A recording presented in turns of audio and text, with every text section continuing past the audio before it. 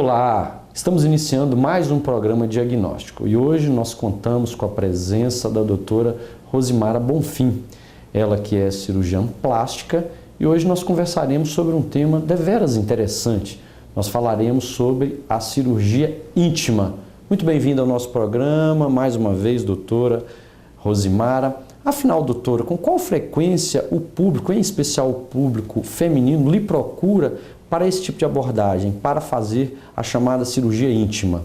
A cirurgia íntima ela tem um histórico mais antigo fora do Brasil, né? Já nos anos 90, nos Estados Unidos, já haviam grupos que trabalhavam nessa área. Se a gente analisar a questão do contexto da Organização Mundial de Saúde, a saúde é um bem-estar físico, mental e social. A sexualidade faz parte disso.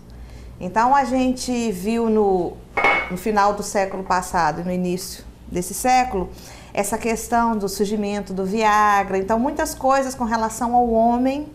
E o envelhecimento corporal, ele ocorre tanto no homem como na mulher. Então, essa área da cirurgia íntima, ela também focou essa questão da mulher estar bem à vontade, para estar se expondo nua para o seu parceiro. Houve a questão de mais liberdade sexual. Então, começaram aqui no Brasil também as mulheres a se sentir, vamos dizer assim, com uma genitália mais desarmônica, né? Com flacidez, com sinais de envelhecimento, e alguns homens também têm queixa na sua área genital. Como o foco maior no Brasil ficou com as pacientes do sexo feminino, acabou que no Brasil cirurgia íntima é quase sinônimo de cirurgia íntima feminina. E há uma gama enorme de procedimentos, de melhorias que podem ser feitas nessa área. E a mulher hoje tem mais liberdade para se conhecer melhor o seu parceiro.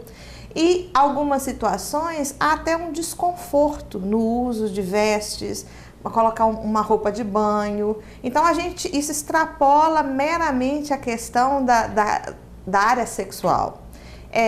Existem casos em que a paciente teve um grande emagrecimento. Hoje a gente vê muito, não é raro você ter famílias que outra pessoa fez uma cirurgia bariátrica, cirurgia de redução do estômago, e ele emagreceu 40, 50 quilos. E há uma flacidez corporal generalizada. E a genitália também tem essa flacidez. Mas hoje, no Brasil, praticamente os profissionais que trabalham essa área de cirurgia íntima, a grande maioria dos pacientes são pacientes do sexo feminino. Interessante. E dentro desse espectro, quer dizer, dentro dessa realidade, quais são os pacientes que têm indicação dessa abordagem? Aliás, qual é a doença mais prevalente? Qual a anormalidade, entre aspas, mais prevalente e que deve ser corrigida por meio da cirurgia plástica? Na nossa população, como na maioria da população que a gente vê os estudos, estão escritos, são mulheres que têm aumento do pequenos lábios. É chamada cirurgia ninfoplastia. Tá?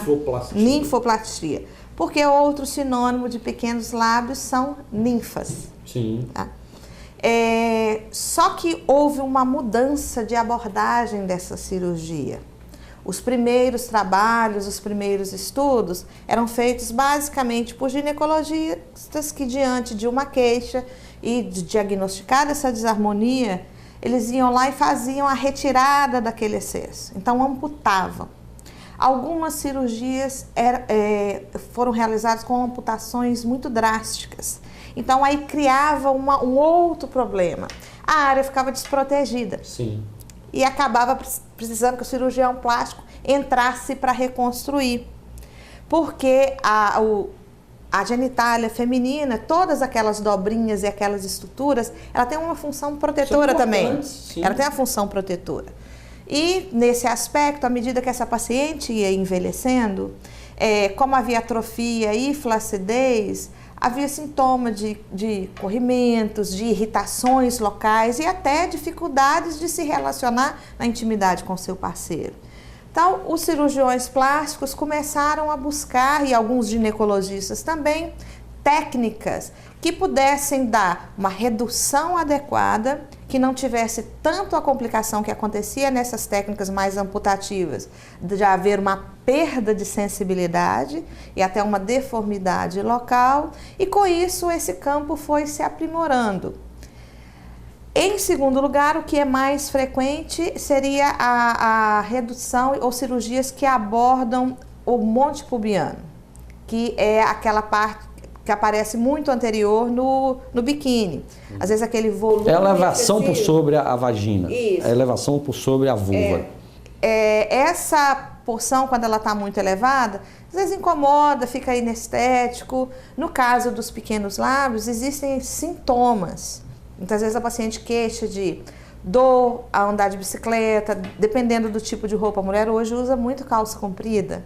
Dependendo do tipo de roupa, ao final do dia tem uma irritação.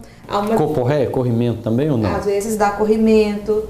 Muitas vezes o próprio ginecologista já encaminha casos para que a gente faça uma redução de forma adequada, mantendo, diminuindo o tamanho, mas mantendo uma harmonia protetora e funcional nesse aspecto, pensando numa maturidade dessa paciente. As cirurgias que corrigem flacidez, que corrigem alterações que ocorrem no pós-parto. A paciente às vezes teve um parto... Antigamente se fazia muito chamado períneo, vulgarmente chamado. Né? Ainda se faz isso, o médico geral pode fazer, o cirurgião geral, ou agora a tendência é esse procedimento ser feito pelo cirurgião plástico? Não, o períneo, o períneo antigo, ele não é mais tão frequente como era na época que eu fazia a faculdade, até porque outras técnicas para tratar incontinência urinária e outras queixas locais tomaram o seu lugar, né? Mas quando há de se fazer uma abordagem que vá para a parte interna, normalmente o ideal é que trabalhe cirurgião plástico e ginecologista, tá? Sim. Quando a paciente tem a indicação do períneo, que tem outras queixas relacionadas ao sistema genital que não a genitália externa, é importante essa equipe multidisciplinar. Você pode fazer as duas cirurgias ao mesmo tempo, mas cada um tem a sua habilidade maior para um campo ou para outro. A cirurgia de períneo, eu não tenho uma estatística dela, é mais uma coisa dos ginecologistas, mas a habilidade do cirurgião plástico vem acrescentar para tratar coisas da genitália externa que antes não eram tratadas. Agora, as mulheres que se procuram fazem na altura de qual idade? Em termos médios, qual é a idade da mulher que normalmente lhe procura?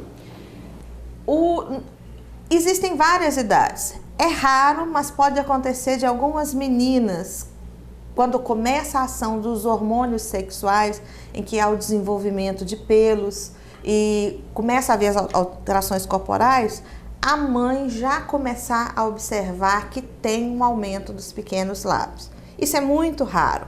Mais raro ainda é o caso, eu vi na literatura e eu mesmo só tive um caso de um bebê que já tinha alteração, mas aí é uma anomalia de desenvolvimento, né? O mais comum são dos 18 a 20 anos para cima.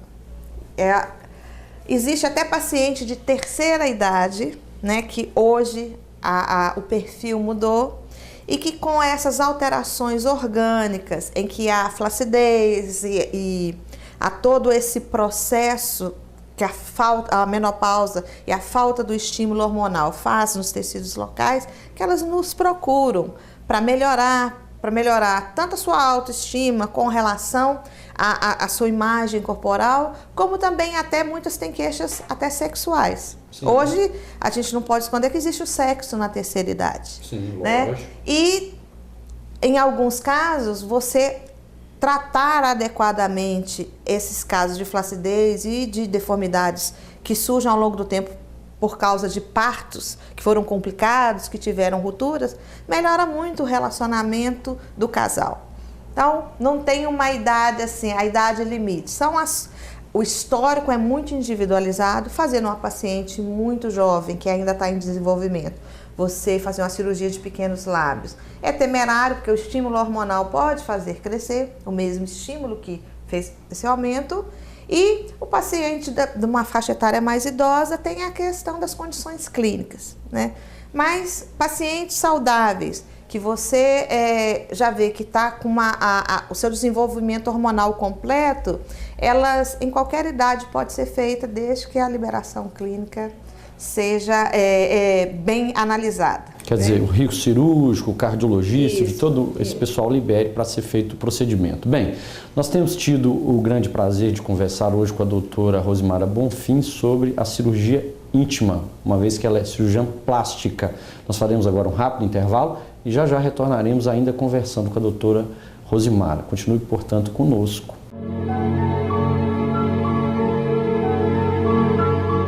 Estamos de volta com o nosso programa diagnóstico, hoje recebendo a doutora Rosimara Bonfim. Temos aproveitado a presença da doutora Rosimara, ela que é cirurgiã plástica, e conversado sobre um tema importante. Temos falado sobre a chamada cirurgia íntima. Doutora, no bloco passado nós falávamos que uma das cirurgias íntimas mais frequentes, mais solicitadas, é a chamada redução dos lábios menores, não é isso? Da vulva da mulher. Agora, é um procedimento complexo, é um procedimento simples, requer anestesia local, anestesia geral, enfim, qual é a realidade dessa cirurgia em termos de recuperação também? É uma cirurgia complexa ou é simples, afinal, doutora?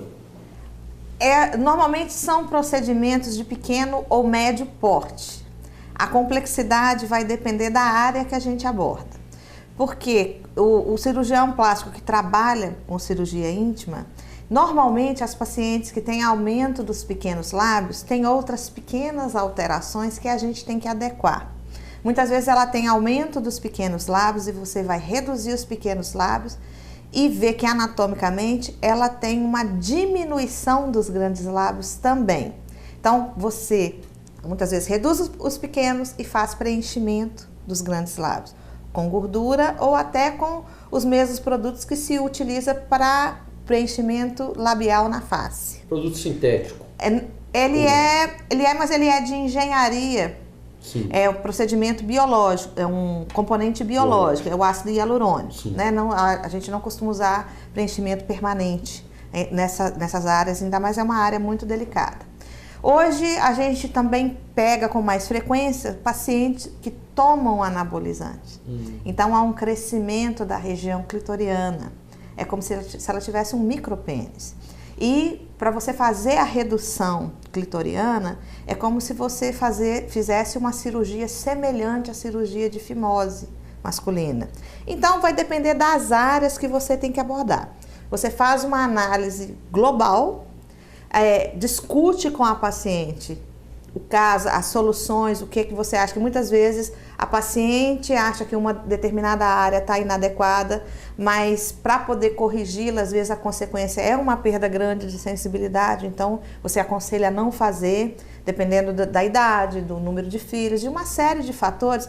Ela é uma consulta complexa, porque uma das coisas que tem que ficar bem clara e que nos últimos 2 a 3 anos, na mídia, algumas artistas colocaram que fizeram a cirurgia. Não, eu falo para as minhas pacientes, não é uma cirurgia que salva o seu casamento. Você não se torna uma super mulher por operar. Sim. E a gente não sabe qual é a expectativa que ela tem. Claro que esse aspecto da mulher não estar bem consigo mesma vai incomodar. Em outras palavras, desculpe te interromper, mas o aspecto psicológico ele tem que caminhar junto com o aspecto físico, quer dizer, não é só corrigir um aspecto físico, quanto o aspecto psicológico, ele não caminha junto, esse é o ponto. Então, mas por incrível que pareça, tem pessoas que chegam lá, às vezes é uma senhora com mais de 20 anos de casada, pedindo a cirurgia de reconstrução de ímen. Que coisa!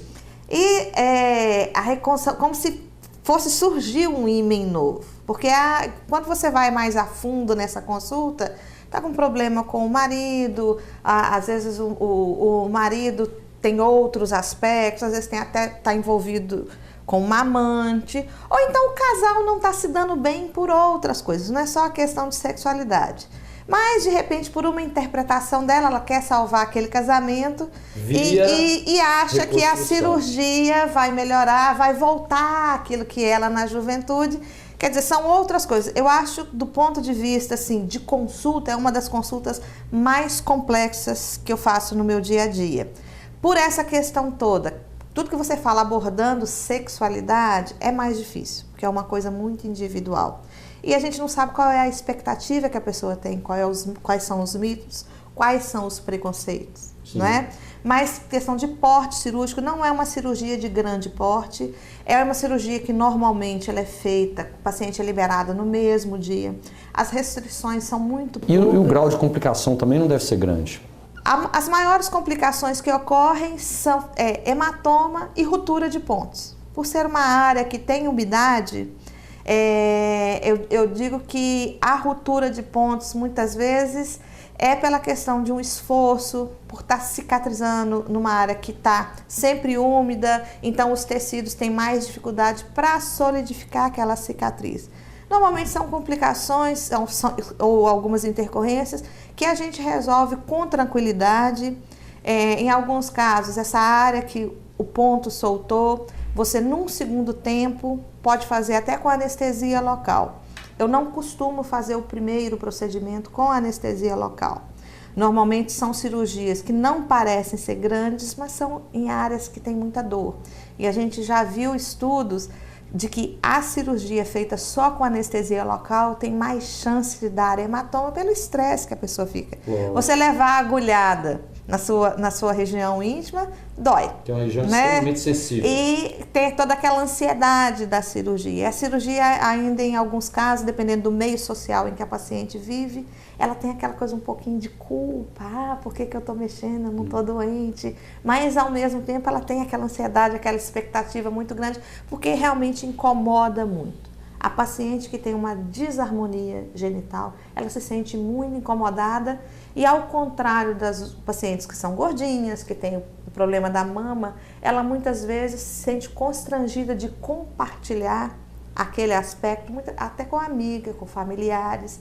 Então é uma área realmente que ainda depende de muito tato, mas que a cirurgia pode ser feita com muita tranquilidade e que a chance de satisfação é muito grande. Agora, doutora, nós voltamos o nosso olhar muito para o público feminino, mas o público masculino também costuma lhe procurar, talvez não por você ser mulher, a tendência talvez seria procurar um homem para fazer essa abordagem. E no público masculino, o que normalmente eles têm em termos de demanda? O público masculino, é uma área que tem uma demanda, em teoria, menor, né? Os colegas que trabalham com o público masculino, a demanda é menor, mas o público masculino ele tem algumas queixas que não são muito bem resolvidas com cirurgia, porque há uma grande procura para aumento peniano e as técnicas de aumento peniano, elas são muito restritas, muitas vezes tem pouca coisa a se fazer. Então, os resultados talvez não sejam tão bons. Os resultados talvez não sejam tão bons. Houve uma época que se fazia muito bioplastia no pênis, era só endurecia. Hoje esses pacientes estão tendo fibrose, já houve casos de necrose de pênis.